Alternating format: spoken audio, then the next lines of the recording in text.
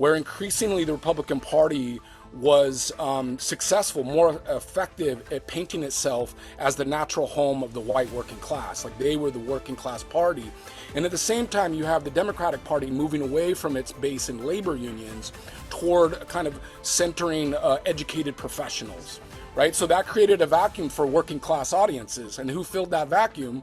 Rupert Murdoch. Now, the only people that watch cable and network television are really baby boomers and the elderly.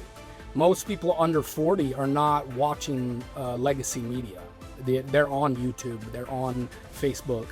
These are the main sources where they get their news, right? So that helps answer this question that you're getting at. Why would you have, this huge audience of independents that are bigger than anyone else, or working class voters are the biggest audience? Why are conservatives more successful at courting those audiences?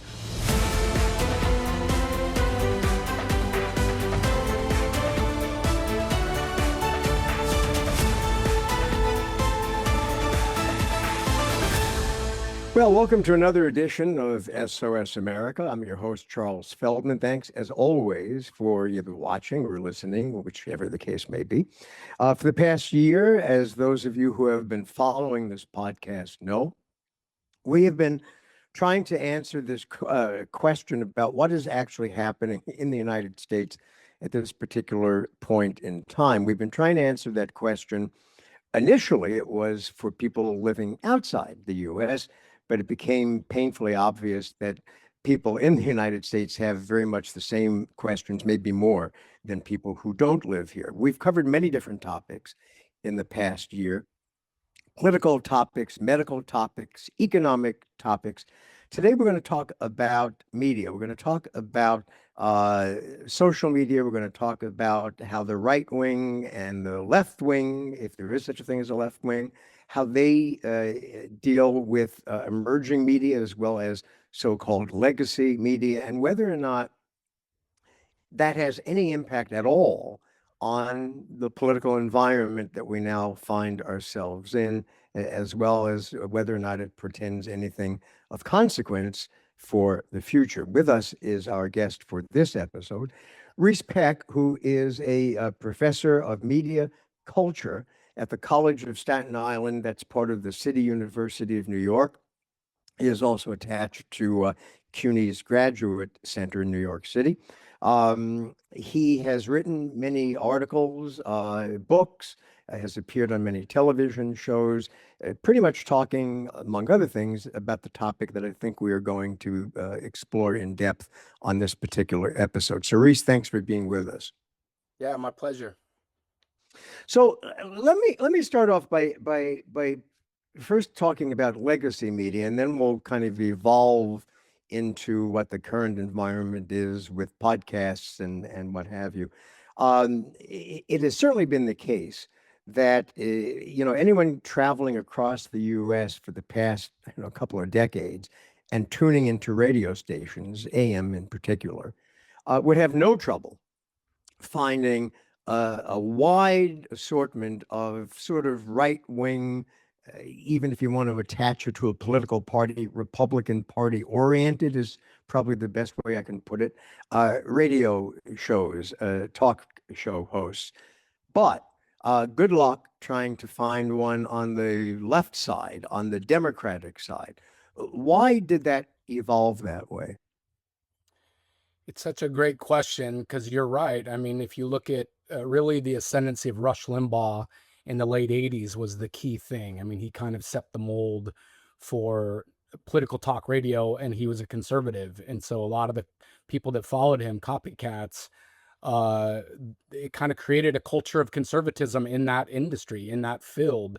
There were attempts by progressives like the short-lived Air America, right? That's Yeah. where Rachel Maddow would cut her teeth from, and that failed. It didn't work, and you only had a couple progressive talk radio people that ever broke the top 20, like Ed Schultz or Randy Rhodes.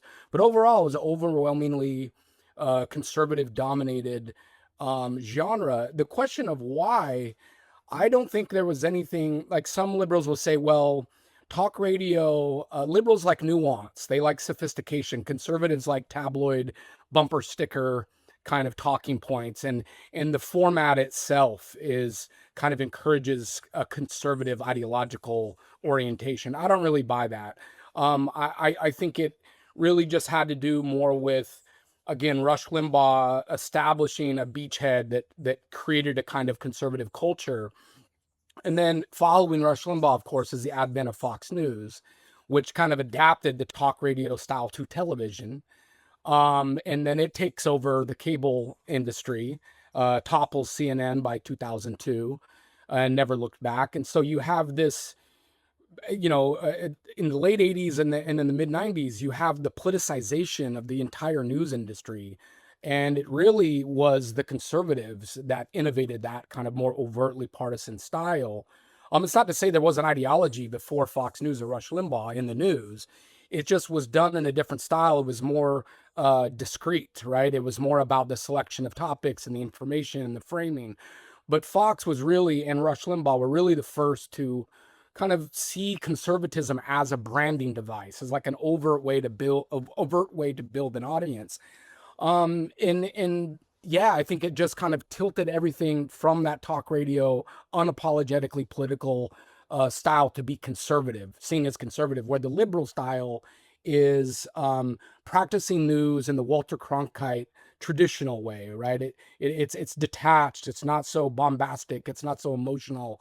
And that is until you get MSNBC in the late 2000s with Rachel Maddow and then Keith Olbermann. Because what I always found interesting is that the math wouldn't appear to add up, in the sense that there are far more registered Democrats than Republicans in the United States, and far more independents than both Republicans and Democrats combined. So one would think there would have been a huge audience wanting and to be at least entertained by different thinking than what was offered on Fox News or Rush Limbaugh, that kind of programming.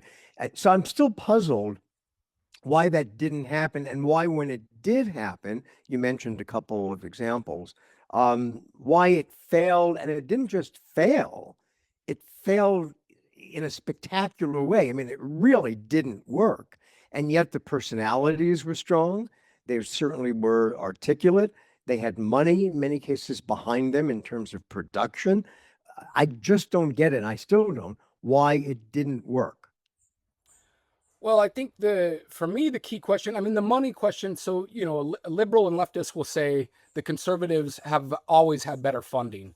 They've always had more backing because, if you're kind of critical of corporations and capitalism, it's an uphill battle. Where if you're saying the free market's wonderful and businesses are wonderful and CEOs are heroes of our society, there's plenty of donors that want, investors that want to promote that message. That's what a kind of typical left or liberal response. So they'd say the commercial system of media is already slanted against left-wing ideology from the get-go, right? From the beginning. I think that explains some of it, but doesn't explain everything.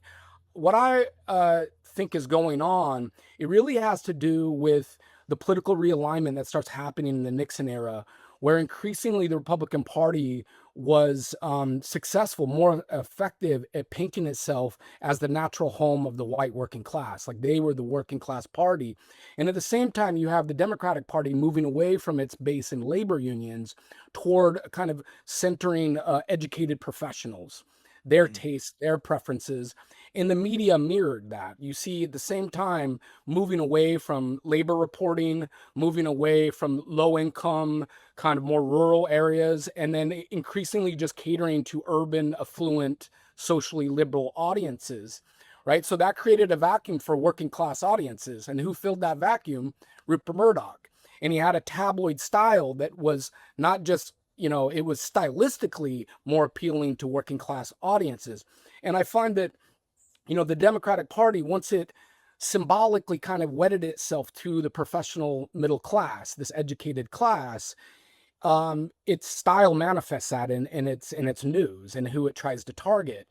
And the problem with that is democracy is a majoritarian contest. There's more working class people than there is hyper-educated people, right? So that helps answer this question that you're getting at. Why would you have, this huge audience of independents that are bigger than anyone else, or working class voters are the biggest audience? Why are conservatives more successful at courting those audiences? Well, I'd say because they're conscious and intentional about targeting those audiences, and they develop styles in their news presentation and recruit personalities that resonate with those audiences, particularly. Where I think the liberal ecosystem, either they're unaware that they come across with this educational register, or they're intentionally targeting those markets because they have high income, they have disposable income, they're affluent, right? And so they can make money and have a small audience because those audiences are affluent. Well, I was going to say, I also wonder if the right wing media was better able to put a more positive cast on events than so-called mainstream non-right-wing media, where the old thing for television, if it bleeds, it leads kind of thing. And the reason why I think that, I'll tell you a quick story. You had mentioned Rupert Murdoch, and of course Fox News. The person who really ran it on a day-to-day basis until he passed away recently, not that recently, was Roger Ailes. And I remember, this is going back about 20 more years. At the time I was at CNN, and I was out here in LA from New York, and I was doing a series of stories about corruption then in the Los Angeles Police Department, the so-called Rampart scandal. And I probably did about 80 stories over the course of a year. I was kind of in competition with the LA Times for that.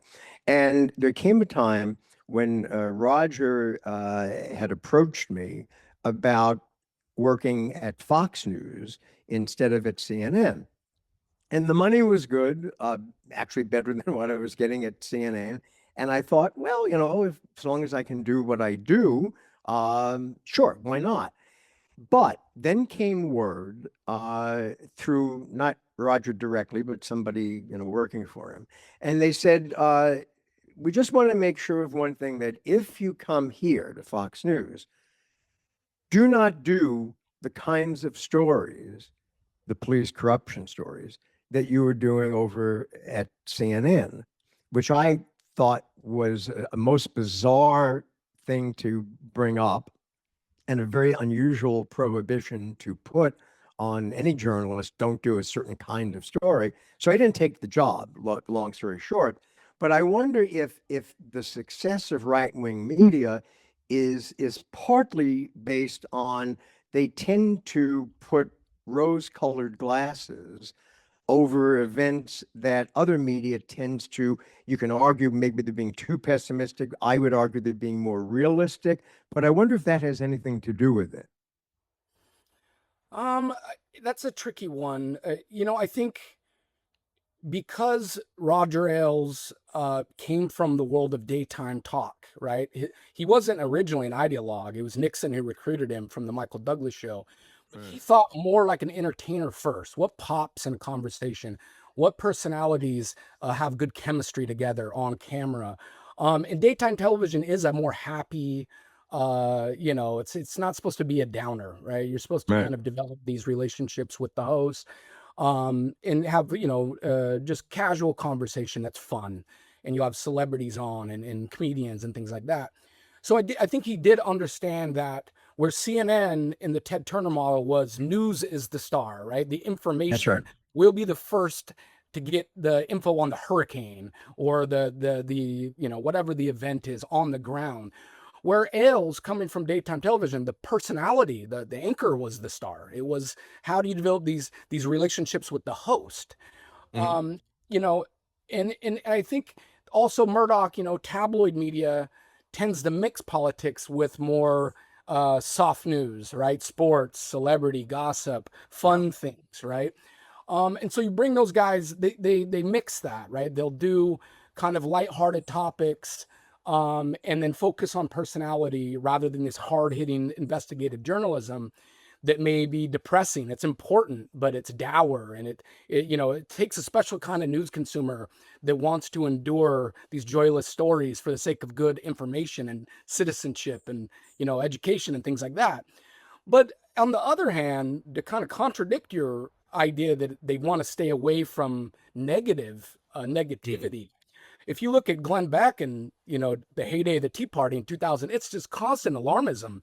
You'd think there's economic collapse at the gates, there's terrorists coming, breaking into your house, there's migrant crime, criminals, and so it's just filled with scary stories, right? That is based on driving this idea of urgency. You as the conservative Republican need to react to this. It is Well, but I was going to say, yeah, yeah. but sorry to interrupt, but weren't they in effect saying that all those negative things that you just ticked off were because of, if there was a Democratic administration in Washington at the time, they were the ones that were allegedly responsible for all of these horrible things. If only Republicans could take over government, then everything would be all rosy again. Wasn't that basically the theme? Sure, but but don't underestimate the ability of a good communicator or storyteller to keep the same kind of alarmist posture even when their people are in power, or the same anti-establishment rhetoric. Yep. Even when Trump is in power, it's the deep state. Even when they hold the reins of government, and Nixon was like this. He wins 2 elections and he's still the victim, right? He's still under siege, right? So I think it's more rhetorical than empirical, right? It's like they can be in power, but the storylines remain. I mean, the kind of counter elite, anti-establishment news network, going against the cultural elites in Hollywood and journalism, in the Democratic Party, and in academia. All those things don't really depend on which administration or which party is in power. It's kind of bigger than that. It's more deep. It's a deep narrative structure. They can plug in and plug out different events and developments.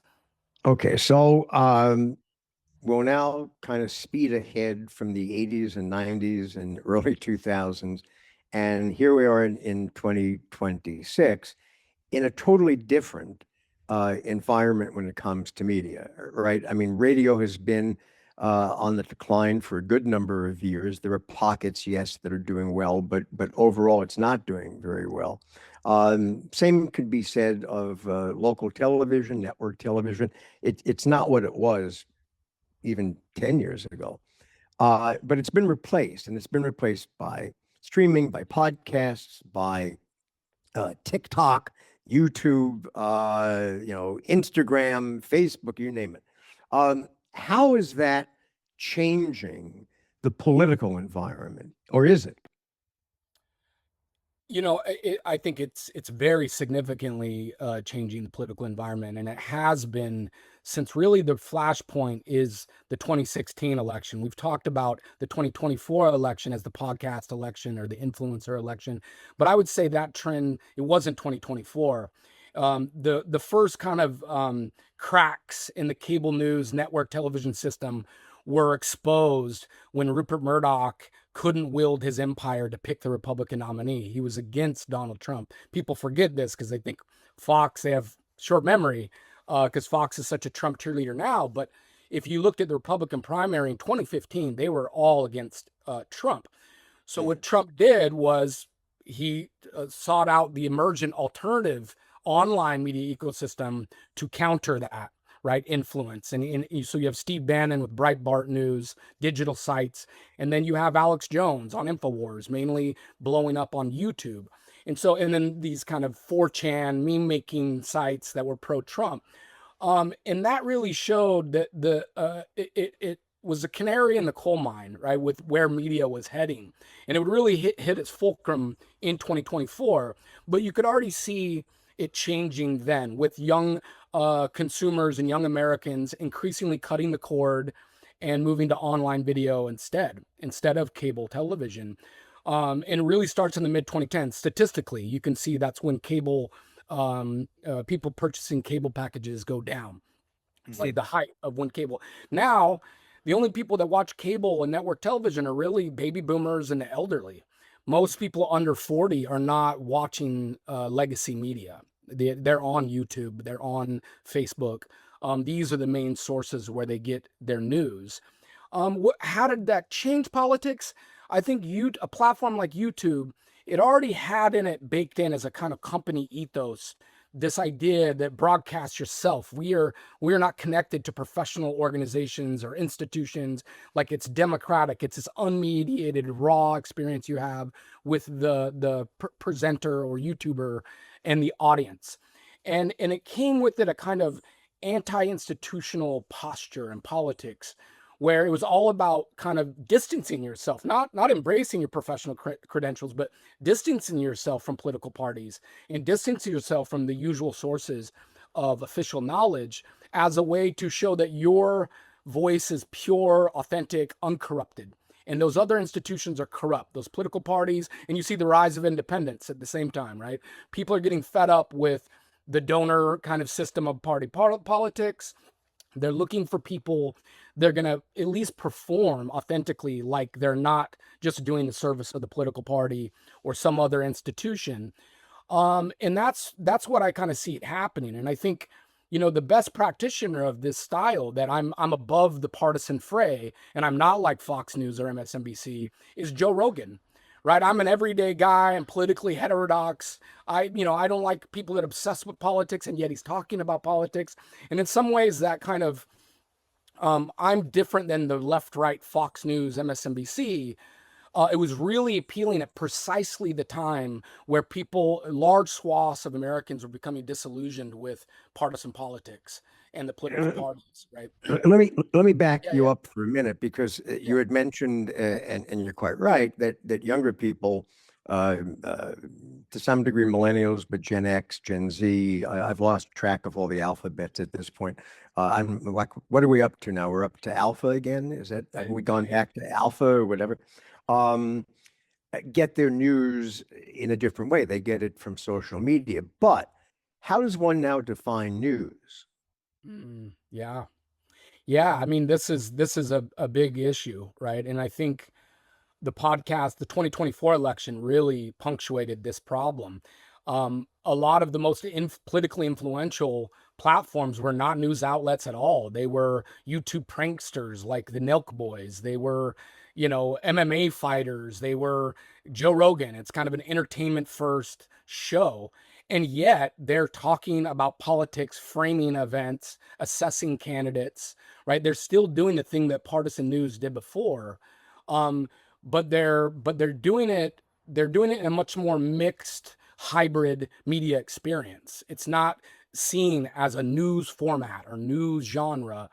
And so, yeah, we really, at this point in time, journalism itself has been decentered. It's like not the central game in town in terms of political information. You have people receiving their news and political information from non-news genres, particularly on TikTok. I mean, a lot of young people avoid the news. My students, I always ask, are you an entertainment seeker first or a news seeker first? They never say news seeker first. They say entertainment seeker first. But that doesn't mean that they're still not paying attention or getting information about events, whether it's the Iran war or it's an election. They're still getting the way that news covers daily events, right? But what, yeah, Chronicles what's happening. but what is Yeah. the quality of the information that they're getting? Well, this is one of the main issues with the rise of independent, YouTubers, that whether they're news or they're entertainment first creators. I think of the examples where Netanyahu went on the Nelk Boys, right? You have this huge figure, historic figure on your show, and they ask him, what do you like more, burger or the Whopper or the Big Mac? Right? They don't ask him anything about the war. They just want clicks. That's where that click Right. mindset comes in. They're not thinking like a journalist. Like, what are the most relevant questions to ask? Right? How can I inform my audience as citizens? They're thinking more as he's a controversial person and we can get clicks just like we can get clicks from a celebrity or a rapper or anyone else, right? And so that's a real issue, right? You don't have, when you lack that, when it's completely click minded, for profit, you don't have people doing the type of adversarial, hard hitting journalism, asking questions that would inform a democracy, Well, right? but it's not even hard hitting. I mean, I wonder, and maybe this is too harsh, but I wonder how many, student types, when I say student types, that age range, um, if you ask them, do you get news? And they say, oh, I watch this, I watch that on social media. I wonder if they could point their finger on a map to where Iran is. Yeah. Yeah, I think this issue about public knowledge, right, and misinformation is important, and I think when we existed in a journalism environment, the 1950s, 60s, Walter Cronkite, it by government regulation had to serve the public interest, right? That was part of the quid pro quo with the networks. And we're going to let you do your game shows, but you got to do real journalism that doesn't have a profit motive, right? You Yeah, mix in the right. profit stuff with the public interest stuff. There was a civic, educational, like ethos to journalism that we don't see today. But, I think when we only center the question on distorted public knowledge or the lack of public knowledge, we don't ask other really important questions, especially when we're talking about the rise of the right and their ability to dominate this podcasting space, which is questions of deeper cultural authority. Why do people trust one content creator and they don't trust another? Right? That's an important question. Why do they distrust legacy news practiced in the professional style where they trust a comedian and actually turn to that person for news about the world? So I don't think that young people are like, it's not that they've completely abandoned any desire to participate in intellectual culture. I think that urge is still there, or you wouldn't have people doing 3-hour podcasts, listening to a 3-hour podcast about science or about nutrition or about vaccines or about elections. I mean, they're still listening to pretty heavy topics, but it's who they're listening to and why they choose that person and see them as more trustworthy or relatable or having more cultural authority, and they don't identify with that older style and those other older personalities.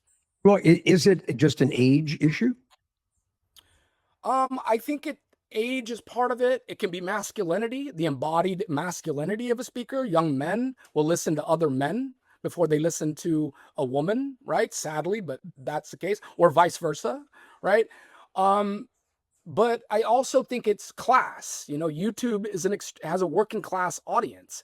It's majority working class audience, and I think I don't think that it has to be mutually exclusive. That you can speak in a relatable kind of more tabloid register, but still be rooted in facts and vet your information. I don't think storytelling and good journalism are mutually exclusive, right? I think they can work together. But my big critique is, there's a certain sector of the media not being imaginative, not considering other ways to present the news that may speak to young people, that may speak to disaffected working class audiences, and they seem kind of inflexibly wedded to this professional style a presentation that's very good at speaking to college educated, affluent news consumers, the Daily, the New Right. York Times, NPR. But it's not so good at either speaking to people that have abandoned the news completely or maybe be interested in current events, but want it done in a particular style that they relate to. I've told this story and mentioned this quote before in this podcast, but I think it's germane to what we're talking about. Back in what was it, 2008, I had co-authored a book with the then media critic for the Los Angeles Times, and we did a book. It was called "No Time to Think: The Menace of Media Speed and the 24-Hour News Cycle." This was really at the beginnings of social media. It came out a year after the iPhone first came out. So iPhone, I think, was 2007. This was 2008. Excuse me, but one of the people that we interviewed was Don Hewitt, who, of course, was the creator of 60 Minutes. which still is, despite all the current controversy about CBS News, is still the most watched, quote, news program, I think, ever actually on American television. And I remember we asked Don what he thought about citizen journalism, which was really the kind of the forerunner, I think, to what we're seeing now, where you have people who have no journalistic background. They may have sold ice cream a week before. Now they have a podcast and they are pontificating about the news. And we said, what do you think about citizen journalism? And I loved his quote, and we put it in the book. He said, I think citizen journalism is great. I love citizen journalism." And then he paused and he said, "Just like I love citizen neurosurgeons." And I wonder if he were alive today, if he would be even more doubling down on what he said back then. Yeah, I mean, this is the fancy word for this is social media has created epistemological crisis, right? A crisis of knowledge itself. Um, what are the new rules of knowledge? Before they were science based, or they were about third party experts or government sources. Um, but it becomes a problem when, after years and years of attacks on higher education, defunding of higher education, hollowing out of the political parties where they're more donor based, and do you have PR people and super PACs, and all these institutions have declined over the last 30 years, and it's kind of reasonable why people would have this skeptical posture when you see how corrupted a lot of these institutions have been. And so I'm with you. I'm an educator. I have a PhD. I would love that people respect experts. I'm a teacher. Um, but it's reasserting that, right? So if he was alive, like, I'm wondering, what good does it do to say people should care about experts and they should want journalism to be based off of that? But that's not where we're at. And I think a lot of people from the old school have been saying we need to reassert those values. We need to reassert those values. And the right just gets more and more dominant, working on a totally different terrain with totally different knowledge rules. And so it's like, and at this point, there was right at the 2016 a kind of transition moment where legacy media and this alternative online media were kind of comparable in influence, right? But we're past that. I mean, we are in the podcasting, online, YouTuber, influencer as journalists moment now.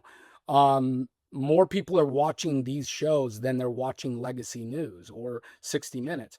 60 Minutes, by the way, um, the funny thing is 60 Minutes wasn't this completely pure scientific No, information show. 60 no. Minutes was popular precisely because they applied great storytelling.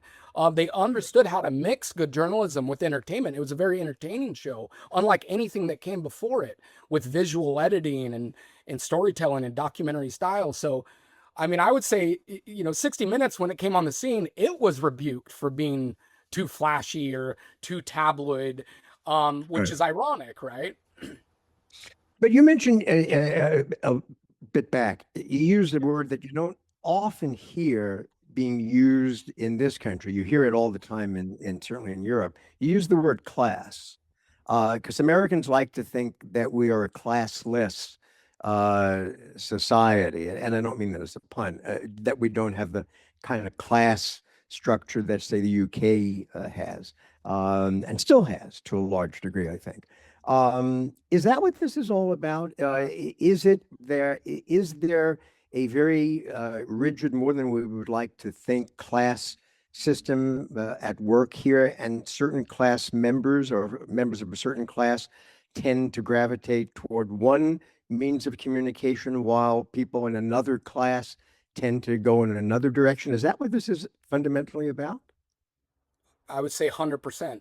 That is the crux of my entire argument. And I think your UK listeners will find this anecdote interesting. So when Rupert Murdoch tried to import the tabloid partisan style of The Sun and News of the World in New York City, when he purchases the New York Post, he tried this kind of very working class conscious, because he came up in Fleet Street in London, and though that was a very class conscious news market, right? You knew there was a working class newspaper aimed at working class people, and there was one for upper class Londoners, right, or educated Londoners. And that's where he developed his whole entire philosophy for news, was in this tabloid, ferocious, competitive tabloid sector in London. He brings us to the U.S., and he has this great line where he's so frustrated. He tried to make it racy and have, pinup girls in New York Post and do these sensational stories.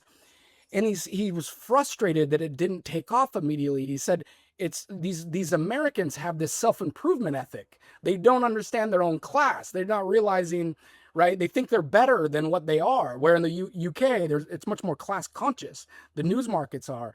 So but he doesn't give up on that tabloid working class taste strategy. He just realized print is not it's not the main game in town in the United States, it's television. So he buys Fox Broadcasting, and he does an unapologetically lowbrow, Married with Children, Simpsons, A Current Affair, right, with Maury Povich. Yeah. And he tabloidizes the American television journalism, and it was an astounding success. He skyrockets Fox as a broadcasting, and then he drops Fox News, and that's the pure mix of news and kind of tabloid partisan style. So yeah, and America's always had that division between the prestige and the tabloid press. It just wasn't political. It was supermarket stories about Elvis sightings or UFOs. But we've always had those class differences. What Murdoch did was partisanize them. He made it a right-left thing. The tabloid is conservative. The upper educated style is for liberals. And so yeah, I think that the problem, though, as you said, is a lot of Americans still have this myth that we're a classless society in America. And they think our media doesn't have class accents and communicative codes when it does. So a lot of, I think, well-minded, liberal or centrist journalists, they think that professional style is classless. They don't see it as having a class voice when the audiences receive it that way, right? They think it's just a universal way of doing news, and that's just the right way to do news. They don't pick up on what the audience picks up on, and what conservative entrepreneurs understand intentionally and strategically. And I find this very limiting, right? That people don't realize that these class differences manifest themselves in media markets. The Democratic Party, moving into a different part of this discussion, the Democratic Party, of course, is kind of fracturing in many ways, in different ways, in the Republican Party. The Republican Party still has some, I suppose, traditionalist Republicans, and then you have the Trumpers. The Democrats now have this, sort of newly emerging, pretty left-wing. They like to call themselves progressive. Some would call them extreme left-wing. Trump refers to them wrongly, I think, for the most part, as communists. I don't think that a social democrat like the mayor of New York City is necessarily a communist, although he says some things that are not that far apart from some communist doctrine. But do you think that this new world of streaming and podcasts, does this now lend a better megaphone to the Democrats than radio and television did? And is this something that is now going to perhaps even the playing field with right-wing media? Does that question even make any sense? Yeah, no, I mean, I think, if we want to draw a parallel between the kind of gatekeeping function of Fox News in the heyday of Roger Ailes and the way they started to lose that power with Trump and the rise of alternative media in 2016, I think likewise, the Democratic establishment with kind of establishment aligned news outlets like MSNBC or CNN to a degree, or New York Times, that those legacy outlets on the Democratic side are kind of losing their ability to dictate candidate selection, their influence over the Democratic base. Where I think when 2016, the Democratic base wasn't there. Bernie, the Bernie was rising, and he had this amazing kind of social movement, grassroots movement. Bernie But Sanders. You're talking about. yeah, Sanders, and I think in 2020,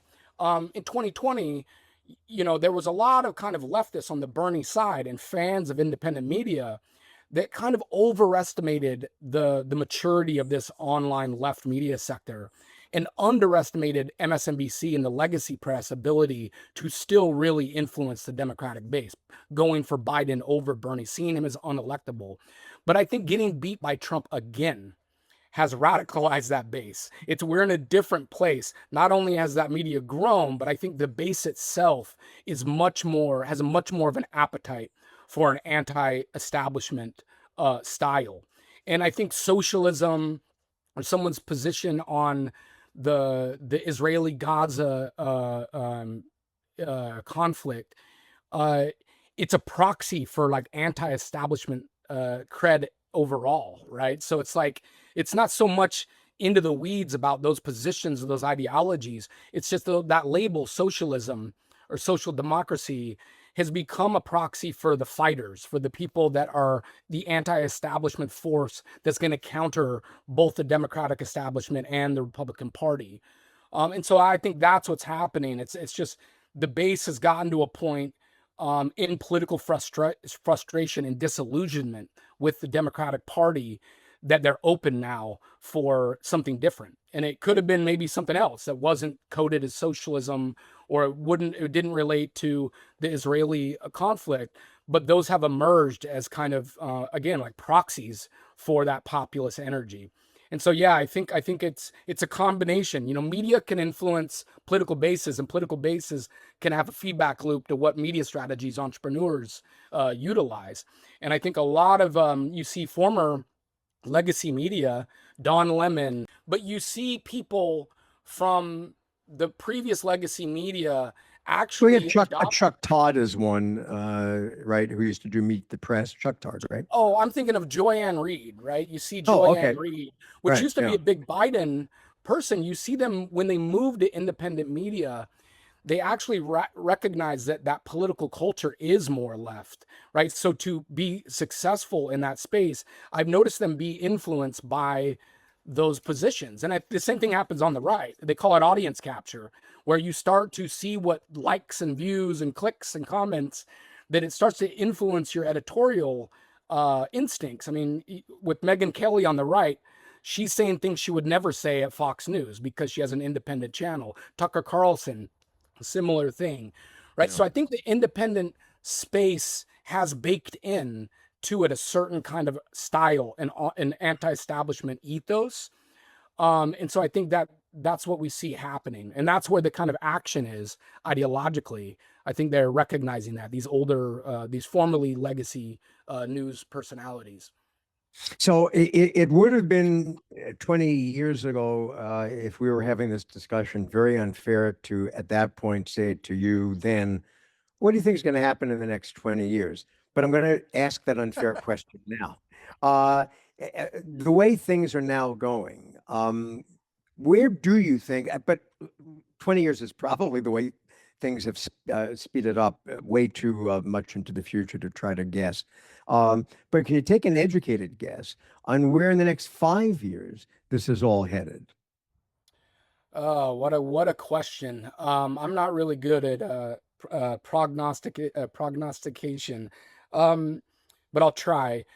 I think there's two things in my head right now. One is it could be radically different because of AI, right? AI could radically transform the news landscape. You already see, kind of slop and just AI generated news websites, stories, outlets, framing. All this is just automated, like computers speaking to computers and audiences taking that in. And you wonder how saturated the news environment will get with this AI content. And then how undemocratic these big tech companies are. Like the algorithm is the editor, right? And so that by extension, the people controlling the algorithm are kind of the editor. And so you have this editing power that is unimaginably concentrated. It is in the hands of such a small group of individuals when you really think about it. And the scale of its impact is global at the same time. So that's the scary part. The part that I would maybe counteract the idea that things are going to be radically different is already the story that we've seen with the advent of the internet that was supposed to radicalize and change everything. And in some ways it did. But one thing I keep pushing students and readers of my work to see is you go too far in thinking technology has changed things so much. The same thing that makes for a great talk radio host is the same thing that makes for a great influencer or podcaster. The same thing that made Oprah a trustworthy source and created this relationship with her audience, her emotional testimony, right? Her connection with the audience, the way she spoke, her embodied performance. These things stand the test of time. These performative skills and ways to interact with audiences and be engaging. I don't know if an AI can capture that, right? That level of intimacy and performative skill that human beings can convey. And so I think, again, some of the key styles of just good communication, building trust, relationships with audiences have endured since the advent of television and radio. And I think they'll persist. And there'll be people that are good at it, and there'll be people that are not good at it. And I think that will determine success, right? But with AI, how are we going to know if what we're watching and listening to is even real? That's the thing. If it becomes so sophisticated that we literally can't tell the difference, that's a scary prospect. I've heard this country song. Let me interrupt for a second. You're a sort of a trained observer. I'm sure you've seen stuff on whether it's TikTok or whatever the site is, where even you probably had to pause for maybe a minute or two and think, is that real or not? And then maybe you found something in the picture that was a clue that it wasn't. But there must have been times, because I know I found that, where you kind of have to, look at it once, twice, 5 times, and you're not really sure if it's real. So how would a very non-sophisticated person manage that one? Oh, I've been tricked with these animal videos multiple times, thinking the otter was real, then this cute thing that happened, and it's Right. AI. And increasingly, you have to look at the comments because someone sniffed it out, like before you get tricked by it. They did the work for The you. clue is, by the way, if the otter starts talking, that's a clue. Yeah. If it waves at you, That's a clue. it may be AI. Um, you know, I think I think this is a format question. It's one thing to be tricked by a 20-second video on TikTok that presents itself as a news story and has fake visuals about a hurricane or something like that. Um, it's another thing to have a podcaster that you're listening to for every single day as your virtual friend that you reach out to for information that develops a relationship with you. The second thing about AI is the old saying, garbage in, garbage out, right? You still have to have a creative person that knows what the compelling stories are to feed the AI. What is the narrative going to be? What are the themes going to be? What is the aesthetic and the style going to be? Like, the AI could parrot that. But I still think at the end of it, right now, at least for now, the biggest players are not AI generated podcasters, right? Where they're fully a robot. They're completely computer generated fake person. We're not there yet. What we see is people like Megyn Kelly, Tucker Carlson, Joe Rogan, Sean, Sean Bryan. Like, they have huge audiences. They're very savvy at developing an authentic relationship, or seemingly authentic, close parasocial relationship with their audiences. And I think they'll continue to be influential in politics and the broader news landscape overall. Carice Beck, professor of media culture at the College of Staten Island and the Graduate Center at the CUNY, that's the City University of New York. Thank you very much for being a guest with us on this episode of SOS America. Appreciate your time and conversation.